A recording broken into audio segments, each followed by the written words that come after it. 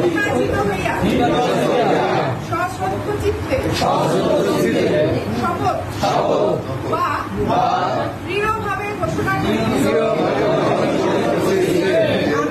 আমি ভীতি বা অনুগ্রহ,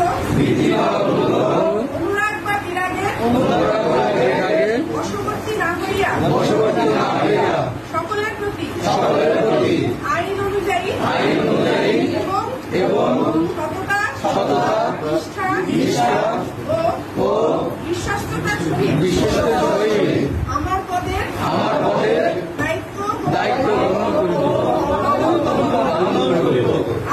আমি বাংলাদেশের প্রতি অকৃত্রিম বিশ্বাস